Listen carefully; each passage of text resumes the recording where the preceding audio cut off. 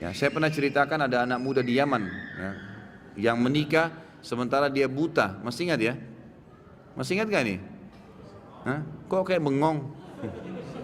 Anak muda di Yaman yang buta matanya hafal Quran menikah gara-gara doanya. Masih ingat gak? Atau belum saya ceritain?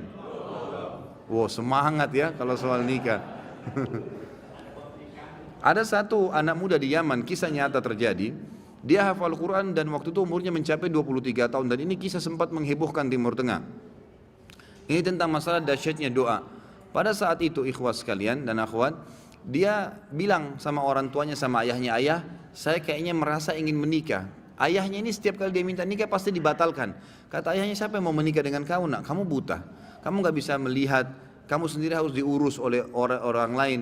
Belum tentu ada perempuan yang mau sama kamu. Nantilah gitu, selalu begitu. Dia bilang lagi, sama lagi dipatahkan sama orang tuanya. Sampai akhirnya satu waktu dia putus asa, dia bilang, ya Allah, dia berdoa, ya Allah tunjukkanlah kepada ayahku kalau aku ini layak menikah. Dan dia selama sebulan, perhatikan ya, ada kasus ini, dia berdoa sebulan, bukan berdoa sehari, 2 hari, 3 hari. Dia berdoa sebulan, yang dia minta sama Allah apa? Ya Allah kasih saya seorang istri yang cantik, kaya, pintar. Semua dia minta nih, tiga-tiganya gitu kan. Pokoknya cantik, kaya, pintar gitu kan. Dia berdoa sebulan, terus dia berdoa sebulan. Dan ini umumnya nanti akan saya datangkan kisah lain. Ingatkan saya sebentar, ada kisah seorang dari salaful ummah juga dari tabi'in yang kaya raya, bangkrut jadi kaya gara-gara berdoa sebulan. Memang ada batas waktu seperti itu ya, kadang-kadang tergantung bobot permintaan. Maka dia berdoa sebulan. Subhanallah, di malam yang ke-20, di malam yang ke-30 dari doanya, setiap malam dia berdoa di tahajud, artinya pas hari 29 dia berdoa. Karena memang Nabi SAW menekankan 1 bulan itu 29 hari, gitu kan? Makanya Hijriah kebanyakan 29 hari. Maka dia mimpi, ada suara yang dia dengar dalam mimpinya, wahai fulan, Allah telah ijabah doamu dan jodohmu adalah si fulana, disebut namanya, tapi dalam kisah ini tidak disebut namanya.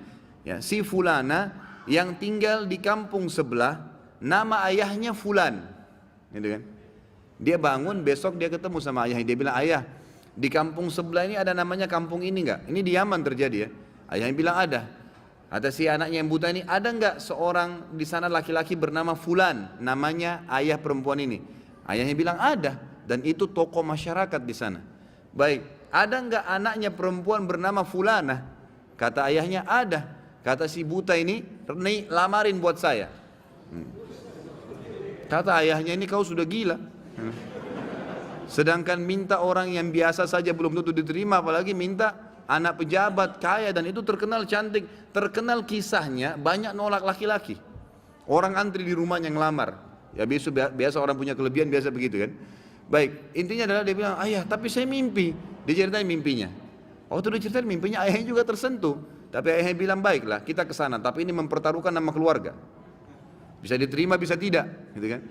Pergi ke sana. Tiba di kampung sebelah, ringkas cerita, ngobrol lah, disambut oleh tuan rumahnya, lalu ngobrol-ngobrol secara umum, kami dari sini, terakhir menyampaikan hajatnya, ini anak saya, orangnya buta, tapi dia hafal Quran, orang yang soleh, tinggal di rumah tapi tidak ada pekerjaan gitu, dan dia meminta terus terang kepada saya, agar melamar anak anda. Tahu apa yang terjadi ikhwah? Ayahnya perempuan, tanpa nanya banyak kepada anak laki-laki, mengatakan saya terima lamarannya. Ditanya sama ayahnya si laki-laki ini, sama si laki-laki juga, ayahnya terutama yang tanya, kok kenapa anda langsung menerima, belum tanya anak saya, belum tanya kegiatan sehari-harinya apa? Kata ayahnya ini, yang calon mertuanya, saya tadi malam mimpi mendengarkan suara bahwasanya besok akan datang seseorang bernama fulan dari kampung sebelah, buta matanya, hafal Quran, terima lamarannya. Mimpi nih, kan itu. Tapi sebulan berdoa, antum baru 2 minggu sudah kempes, makanya nggak dapat, gitu kan. Kemudian kata ayahnya, saya terima lamarannya, tapi saya belum bicara sama anak perempuan saya. Ini luar biasa kisahnya. Dia bilang, saya tanya dulu anak perempuan saya, kalau dia terima alhamdulillah, kalau enggak berarti tidak. Saya mohon maaf. Dia masuk ke dalam bicara sama anaknya. Ini cerita ayah perempuan bicara sama anak perempuannya. Dia bilang, nak, ada orang dari kampung sebelah, orang baik, dipuji-puji dulu. Hafal Quran tapi buta matanya, ingin melamar kamu nak, namanya si fulan. Kaget si ayahnya perempuan, satu perempuan bilang, saya terima lamarannya ayah. Selama ini nolak terus ini, Orang datang bolak-balik yang sudah gagah, yang sudah kaya, yang pintar ditolak semua. Anak perempuan tidak mau. Langsung kata ayahnya, kok bisa? Kau belum lihat dia nak? Dia buta. Dia bilang, enggak ayah, tadi malam saya mimpi bahwasanya besok akan datang jodohmu laki-laki bernama Fulan dari kampung sebelah, matanya buta tapi hafal Quran, terima lamarannya, dia akan membahagiakan kamu. Caranya Allah subhanahu wa ta'ala.